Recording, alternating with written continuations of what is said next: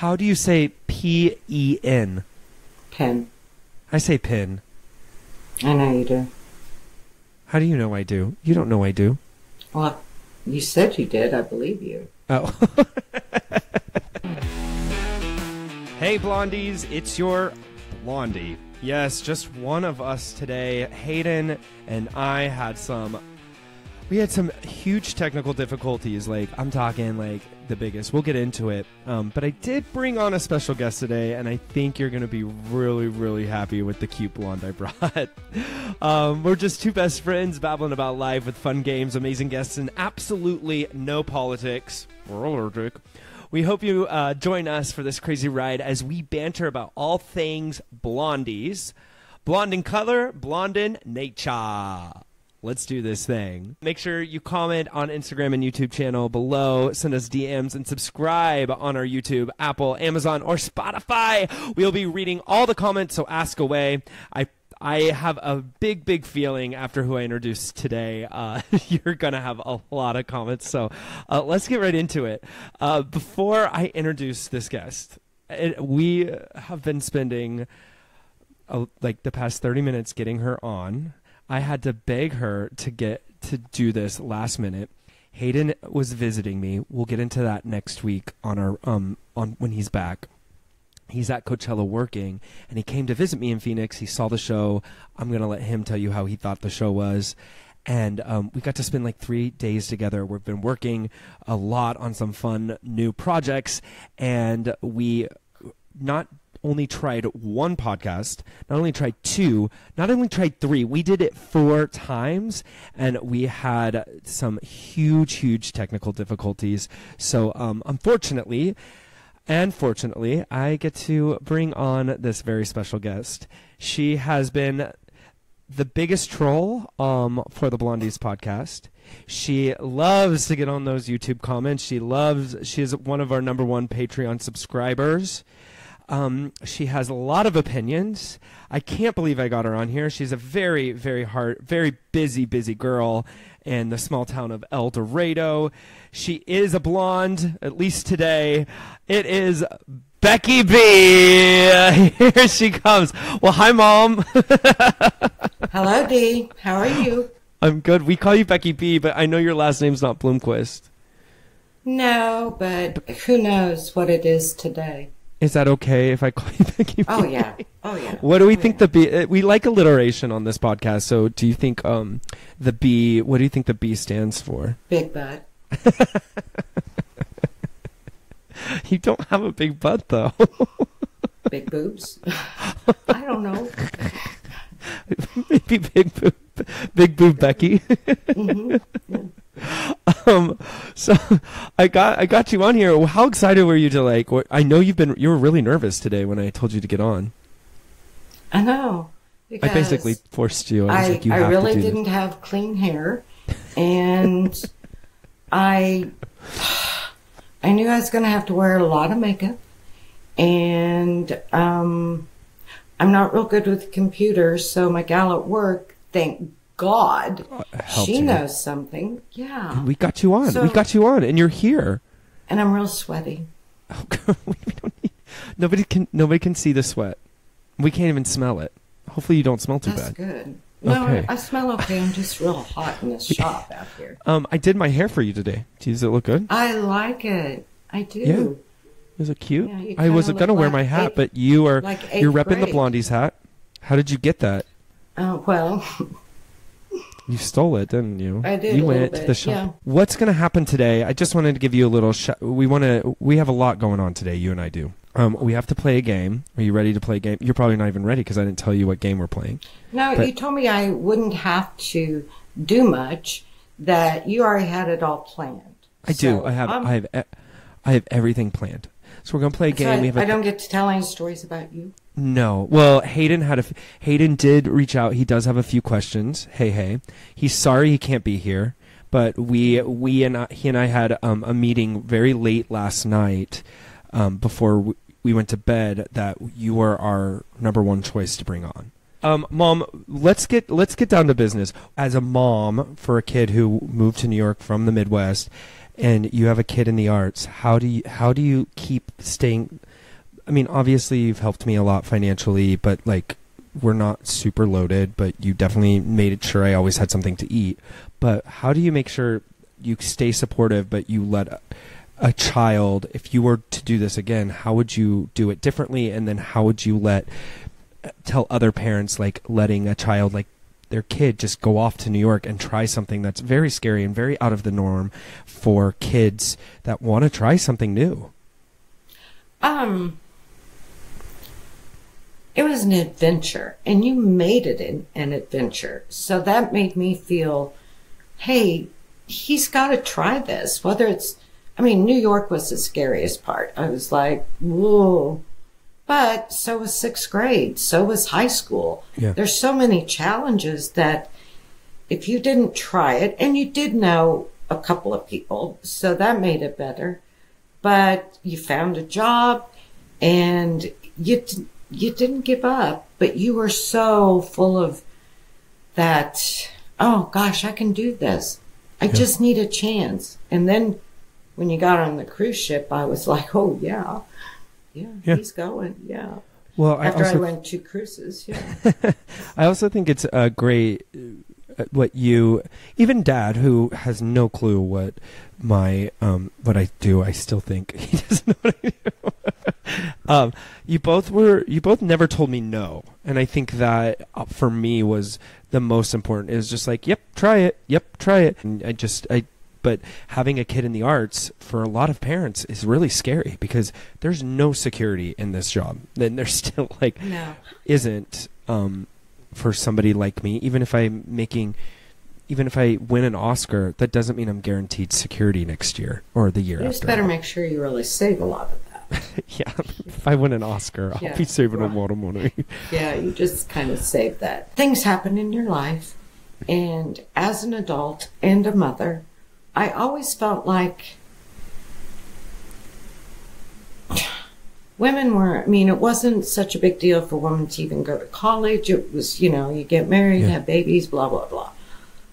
I wanted all of you, to try whatever you wanted to and stick with it until you knew that wasn't, you go through things and you love it for a while, but then you find, hey, that's not all it was cracked up to be. So letting your children go is just knowing that you prepared them for an adventure. Which I think you did. I mean, you're still an adventure. You've got to try. I know. You're still an adventure. I know. Well, and then I guess what I want to ask, and we don't have to go deep into it, but having a gay son, what was harder, letting me go off on my own to New York, or having an LGBTQ plus kid in your life? No, that was never but my fear was, there was never a doubt. I loved you, and I kind of thought, but was how people were going to treat you. It wasn't about it. It was not 1 second that I felt like, oh gosh, that's such a stupid choice, blah, blah, blah. But it's the fear of how you'll be treated. And it's not like you walk down the street and somebody doesn't like your coat or your clothes. Yeah. And they make a comment. They don't like who you are. This is serious. And some people are brutal. And that was my fear.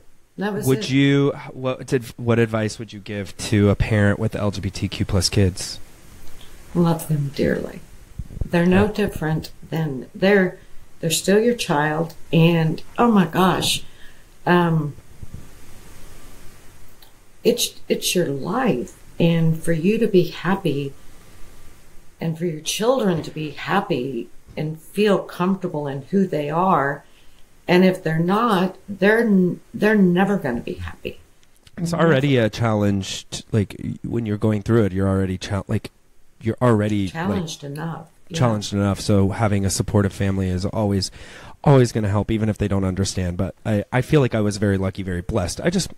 I always say I was very loved. I still am very loved, and I think that's why we always call you on this podcast to joke with you. Because we're gonna get to the. We're gonna get to the. I've been really. I know. We get to the heart. I was gonna like end with the heartfelt stuff, but I think we're gonna get into the crazy, silly stuff that you do. We've been really kind to each other long enough. Yeah. We have been kind to each other. Go for it. Hey, see who wins this one. All right, when we get back from the break, we are going to go. We're going to dive into some Becky-isms. What I think our podcast listeners have really fallen in love with you about. I think they're just going to fall in love with you more just now because it's very sweet of you, and you're a very sweet woman. I am, but I am brutal. You are brutal, and you look. I don't mean to be mean. No, you look really cute right now, though. Thanks. I put on some makeup. I cannot believe you're in your 70s. 74. That's wild. This girl's 74. Okay. Mom, we're going to take a quick break. They're probably thinking, I think she looked 80, but we won't. Because he loves his mother. No, I'm pretty sure the comments are going to be like, cougar. Let's take a quick break. We'll be right back with some Becky-isms and stories that you are not going to want to miss. Can we tell the Target story, Mom? Oh, sure. It's a thing. People have that thing. Okay, we'll be right back. Okay, Mom, we're back. I wanted to bring up Target and what happens to us and a lot of our family at Target, but it is it's a thing that happens to a lot of people. It's like not a disorder, but so I don't know if this is genetic. I think it is, but like at department stores, specifically Target for our family, there's like a Walmart smell to it. For me, started at Walmart. It started at Walmart, and now it's gone into Target. It's a lot of stores, yeah. A lot of stores, a lot department stores. It creates a very without a bathroom close. Huh? Without a bathroom close. It creates a very intense IBS situation for us. Here's the scenario. You could not feel like the urge to go to the bathroom at all. And then all of a sudden you walk into the store and it's like, we call it an emergency. Where Dilemma. If you do not have a bathroom within like 200 feet, you're not going to make it. Too late. What's your favorite one? So the worst one, when anybody knew about it, was in a Target store in Dallas. And I was wearing a really long sundress. It was very cute. And so I told my daughter, and of course I left my phone in the car. Who does that? Nobody. I don't anymore. And so I thought, hey, I have to go to the bathroom. So I made it the first time. And so then I thought, well, I'll come out and find them. And I was right by the shoe department. And the first time I'd thrown my underwear away. So, that was it. So I made a dash for the bathroom again. I think they called hazmat in. I'm not for sure. But I finally got my daughter, because I came out, got some clothes off the rack, and then I was like, I'm going back to the bathroom. And so she brought those in to me, and it was not a good smell. So we went in there, and I put them on, and then really someone did call hazmat. But we walked out of there. I threw the dress in the trash and went home. So the grandkids were with us also. I think nobody's ever forgotten it. No. Do you think, how do you overcome embarrassment then? Because I mean, I just didn't ever want to go back in that Target store again. But but like it's fun because you kind of let us laugh about it because it does bring a giggle to all of us. I wasn't there, but the trauma you see in the grandkids' eyes. Oh, yeah, and the smell, and them like. Yeah, and they won't forget it. It's kind of like Disney World. You'll never forget everybody in the world is gonna know. the 5 million people that listen to this. How do you feel about that? Well, so I looked up some things. So stores, like the smell of stores and the scent of stores, kind of like this, when you smell coffee, there is a sense that's kind of what does that to your stomach. So anybody that like could smell something like coffee or something and sensitive to smells, it really urges that. Sometimes department stores trigger like anxiety or anxious things, and that's what your body is trying to just process some kind of anxiety or excitement. So like when you get really excited about something, so maybe that's what it is. You're just excited to buy us all something. It used to be Kmart when they had the popcorn going. The minute I would smell that popcorn, so I knew it had to be the store. Run, Becky, and run. And then it was Walmart, and then it was Old Navy, and then it was. It's just shuffle. Horrible. No, it is. It's like you're squeezing and doing that. Yeah. Oh, we don't need... Just telling you, you asked. I didn't want to talk about it, but I did ask. I just was curious if you would talk about it. I don't like talking about it, but I've learned that if I don't talk about it, then... Well, you could have said no and I wasn't going to bring it up. So what else were we going to talk about? Now you tell me that. Your hair looks good today. Well, you combed it. Thank you. Well, we were going to get into your trolling on our podcast, and some people from Kansas are saying y'all is a way to say Kansas. It is a way to talk in Kansan. It's okay. Y'all. Yeah. Yeah. Kansas people do say y'all, Mom. Not very many. I mean, I've lived here longer than you. I've lived here my whole life in Kansas. Yeah. I mean, the Cowboys say... You still say Italian. Italian? No, it's Italian. Italian? What are you saying? Italian, not Italian. You don't say Italian. You don't say crick because it's creek. A lot of people are like, hey, we went down to the creek. Okay, it's creek. How do you say P-E-N? Pen. You say pen. Yes. I say pin. I know you do. How do you know I do? You don't know I do. Well, you said you did. I believe you. Oh.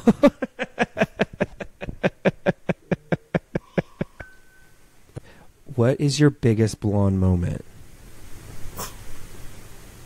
Target. No, I have a blonde moment. I have a few. When you left your phone in, I was going to ask you how you felt about my Broadway debut, but we'll go back to that. So after my mom saw me in my Broadway debut, and I'm like new to this Broadway show, my mom leaves Miss Becky B. We got groceries, and I went back. She went and got groceries, went back, left her phone in the cab. And nobody could get a hold of her. It was the first time I left. I sent her home to my apartment alone. And she loses her phone. And it's not like I live. It fell out of my purse in the cab. In the cab. So then some doctor got it, and he was on the frickin' far east side. That I've never been to that hospital Rockefeller, before. is that where he was at? No, we were way past Rockefeller. We were on East River. If you know New York, it was like an hour to get there. And this was an hour before she left her credit card in front of Starbucks on the ground. She dropped it. And an hour later, she dropped it. An hour later, we found it. Just laying there. You're the luckiest son of a person I've ever met. I know. And then, so I think that's one of your biggest blonde moments with me, anyway. Well, what about when we were in San Diego and I lost my my driver's license? Blah blah blah. Everything. And then I couldn't everything. Get back. But I was a good son. I drove you. We figured it out. Yeah, and then getting on a plane in the airport, can you imagine without your driver's license? Just an FYI, TSA. Yeah, if you lose your license, everyone, and you're flying domestic, if you lose your license while you're flying, and your credit cards, and anything that shows that you are a human being, you can still fly. You just have to go through a lot of security. You always need to carry something with your address on it, because even if you have something on your phone, it doesn't count. No. So what did you have? Nothing. He had to run a KBI check on it. I don't know, FBI check. I don't know. He was super nice. They took your hair. They took some of your hair. I know, about a DNA. No, finally, I said, I don't have anything. I don't have electric bill or anything with my picture on it. So I said, I lost everything. Finally, it took about 2 hours, but I did. After they ran that. So, did you live here? Did you live there? Were you married to this one or that one or whatever? Yeah. I didn't think I got that address. I don't think I got that whole story. Yeah. It was brutal. I was sweating, really. Whew. And then they go through your suitcases and everything. Yeah. Well, who knows who knows who you would have been? I know. That's crazy. So I don't know. I think that might have been that's definitely Kyla's mom. Mike's mom did that the other day. She lost her. Nobody knows. Okay, cool. But I had to give her advice. You gave her advice. But that is great advice, because I don't think a lot of people know that if you do lose your ID or if it's stolen or something like that, there is a way. There is but they a just way. They won't take your, because I have my driver's license on my phone. They'll take. They won't show you. Yeah, they won't show if you have a picture of it. They won't do that. Well, good for you, Mom. Look at you learning, and you're well traveled. Those blonde moments are those are good blonde moments. All right, when we get back, we're gonna play "Slang It, Don't Spray It." We're taking a little quick break. Hey, welcome back. We're gonna play this "Slang It, Don't Spray It" with gay terms. So I'm going to ask Mom a bunch of gay lingo and to see if she knows it. It's always fun. Do you think you're probably going to be terrible at it? I don't know anything other than, I know a few things, but I ask you about it. Okay, well, let's start easy. Drag queen. Yeah, I know what that is. It's okay, good. Yeah. What is it? It's a drag queen. What's a drag queen? Well, the one person that I know in LA, isn't he a drag queen? Yeah, but a drag queen is basically an elevation of art, like of a theatrical version, typically of a woman. Is it always a guy? Is it always a guy? Not always a guy. You could be a drag queen if you want. It's basically a celebration of women or a celebration of art, like of another part of yourself, like the theatrical side of yourself. They're so pretty. I did drag once. I was really pretty. I sent you a picture. I know. Kiki. I don't know. Oh, let's get together and kiki. Ooh. Okay, keep going. Not sex. It's just like kiki. We're gonna get together and hang out. You want a kiki? Sure. That's so weird. Go ahead. Why is this? Twink. Why would you think I knew any of these? These are just gay terms. A twink is like a very skinny gay guy. A twig would be a very skinny gay guy. Twink. I know, but I would call him a twig. Maybe you should ask me what I would call him after. No, we don't like that. That's probably not what we're going to do. Let's go with ally. Don't have a clue. You have no clue, so we are doing terrible on our podcast. Well, I understand things that you put on your podcast. Well, then what's an ally? What you call? I have no idea.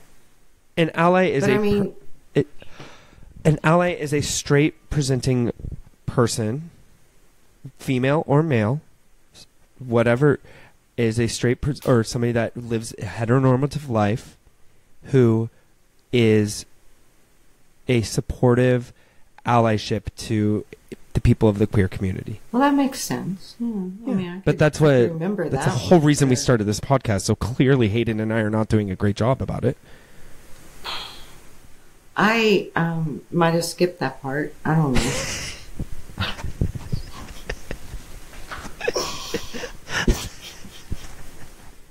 Our whole friendship is ally. That's like the point of this whole podcast, is to show, hey, two guys can be best friends and one can be an ally. One doesn't. Well, both of them don't have to be gay. Let me tell you something. Two people can still be best friends, and we don't have to be gay. That's what an ally is. You and me. Okay, so we're allies now. You're an ally. I'm not an ally. You're a good teacher. You're an ally. Clearly not. We have 24 podcasts, and I had to bring you on to teach you what an ally is. I'm sorry. I mean, I don't really care what... I mean, you are who you are. Who cares if you've got names for things? If you're a drag queen, you're a drag queen. I don't care what the part that goes with it to make it. But I'm just kind of like, yeah, it works. Whatever you want to do, it works for me. Hayden and I have been doing this podcast on allyship.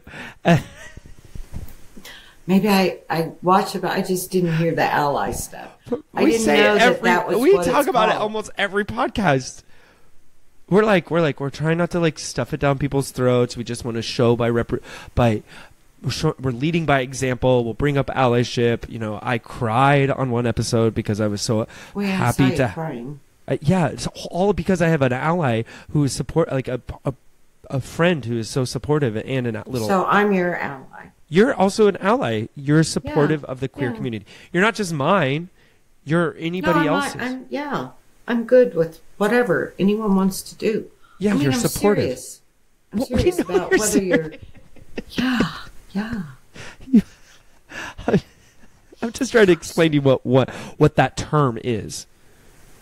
And I really have watched the podcast, but I was too busy critiquing to really listen. Exactly. Too busy critiquing our hair. Yeah. Do you before we get going, do you have any notes for Hayden? He's so cute. He is, but you were mad about his accent. He was kind of dishing on me and dissing on me, and I felt like he had never done that before, so you had to come after him. At him. I did. Would you consider yourself a drop bear or a bloomy bear, or a bloomy drop bear? I'd have to go with bloomy bear. Well, yeah, because I'm your son. You better be what else am I gonna say? You better be a freaking bloomy bear. I know. It's kind of like I'm wearing the hat. Okay. You are, but the hat's for both of us. I did want to know. I forgot to ask how, what your thought on when I had my Broadway debut. What did that? Can you just like give us I know it's kind of out of order and whatever. You and I are just basically out of order always, but that's our charm. Can you when I made my Broadway debut, I've never actually heard you tell this, so I would love to know what it made you feel like. It'll make me cry. Well, that's okay. I was so proud. We are vulnerable on here, so. I had to brag first with like, oh my God. I didn't get to come to your opening night. Yeah. But I came, I think, the next week. You literally came like a week after, so I had done like 7 shows. Yeah. And I was just, of course, Book of Mormon was a big deal. Yeah. And once I saw it, I thought, wow, my favorite word. And they say it through the whole show. And what's your favorite word? You can say it on the podcast. You can say it on the podcast. My favorite word is, fuck that. Yeah. Shit. I mean, there's really when it gets to the ultimate, too much, there's no better word. But, some people might think that there is. And that's okay. Yeah. But I just like that word. It just brings everything together. I like the word too. I always tell people you can use that word. That word works in every situation. You can use the word when you're angry. You can use the word when you're happy, and you can use the word when you're having sex. Oh yeah, right. Like it works in every situation. It's like it is the best word. I think it's the best word, and it is the most. It is the most passionate word, I think. I know, because people, when they say it, they truly mean it. Truly mean it. They do. I love that word. I don't understand but I'm trying why. to be careful about it because I have the grandkids still, and even though they may say it, which most of them, not maybe the little ones, but I never cussed when you guys were little. No, but and what I do want to tell everyone. Really, when I did, wow.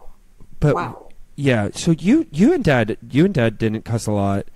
Well, your Dad did, but you really didn't cuss a lot. But None. My younger brother, had a cussing problem, and I do find this very fascinating. I tell this story to everyone. I really love it.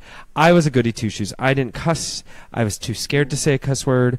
I probably thought I was going to hell if I said a cuss word. I don't probably sure, who knows. Yeah. We weren't even religious, but I had made myself. Going to hell, I guess. But Kadrick my younger brother, loved to cuss. We couldn't talk very plain anyway, but you could still understand the cuss words. Yeah. So Becky here created this rule that when we were in the car, you could say whatever you wanted, and we called it car talk. So you were allowed to say whatever you wanted in the car, but if it left the car, then we were done talk. You could never do it again. So then the game of car talk would never happen. And so we stood by that rule. And then my friends started playing it with her. Like they'd always want to go with us. Yeah. Everybody wanted to drive with us, and I still didn't cuss, but everybody wanted to cuss for my mom because you created a safe space for everybody just to let things out. And I think that's like why you have probably then we got emotional children because you got laughing so hard. And she just let us say whatever we wanted, and again, it was more therapeutic than it was. And then nobody ever said, "Mom, no one broke the rule." No, they didn't. Because if you pissed you off, no. We were in trouble. I kind of have a scary eye. Do you remember when I threw your cigarettes away that one time? And you made me dig them out of the trash can? Mm-hmm. That was mean. I really couldn't afford them. I know. So, and I didn't smoke very much, but sometimes I just need them. That and my Baileys were about my medicine, and occasionally. I threw them away, and she made me go and take them out because they're expensive. I'm sorry. I'm not sorry. I'm still not sorry for whatever. Sorry, not sorry. No, you wouldn't be. And then when when Kadrick and I got in a fight because we fought all the time, my little brother and I did, she'd make us walk around the cul-de-sac with holding hands. Trauma. No wonder I'm crazy. Well, they quit fighting. Then they cried because they didn't want to walk around. And I was like, holding hands. Not my problem. Not my problem. They very seldom got any kind of punishment other than I just truly enjoyed tormenting the ever living out of them. Well, that's probably why they were so easy. They were so easy. To be fair, we fought a lot. We still do. Nobody would watch them. They were 6 years old, and the only reason anyone watched them is because they went to school. Yeah. And I couldn't even get a babysit. Well, yeah, after school, but we loved they were about ready to tie you up. Yeah. Well, hey, maybe that's why I'm into BDSM these days.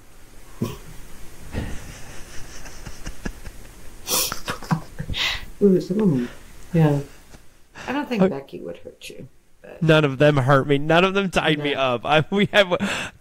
Everybody. We were treated very well. I was forced to hold my brother's hand and walk around a cul-de-sac. That was our punishment. We weren't spanked. No, because it would hurt her more than it would hurt us. And I tried a plastic spoon on him once, because it would hurt my hand if I spanked them. She's So then they started she's hiding embarrassed those. us. Maybe that's why Katerk and I we just don't get embarrassed anymore. I was supposed to say hi, Nancy, because she watches every day. Maybe I should have had her on here. She would have known what an ally was. She probably would. Oh hell yeah, she was a teacher. She knows everything. Yeah, she knows everything. Yeah, I should have brought both of you on. Think people will really like us or not? Guess we'll find out. Do we care? Yeah. We don't care. That's what Hayden and I always say. You just chat and you just hope people find you interesting. Actually, I don't care if anybody doesn't find us interesting. It's been fun. Truly fun. It's fun. I get to spend I haven't been an as hour mean to you as I wanted to, but I wasn't going to let you. I got to spend an hour with my mom. Like, I don't really care what anybody else thinks. And it's recorded. We appreciate you saving the day. Like, when I tell you, Hayden and I we were struggling to get something, and I was like, oh, I guess this is meant to be. I'm just supposed to talk with my mom. I love you so much, Mom. I'm so happy you did this.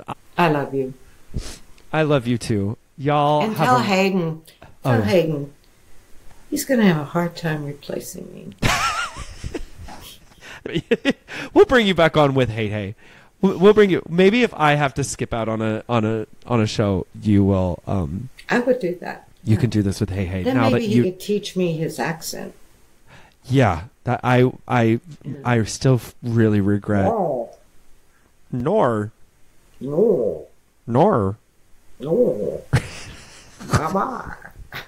Bye-bye.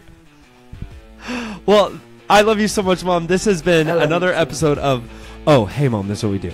This has been another episode when I say Blondies out loud. We say out loud together, okay? This has been another episode of Blondies out loud. I love you. Bye, everyone. I love you. Bye. Blondies Out Loud is brought to you by this incredible team. Elizabeth at Ninth Planet Audio, Sean at Cut+Run, our graphic designer David, and of course Tiffany, Amburr, and our producers TJ Kahn and Holly Stachnik. Thank you so much.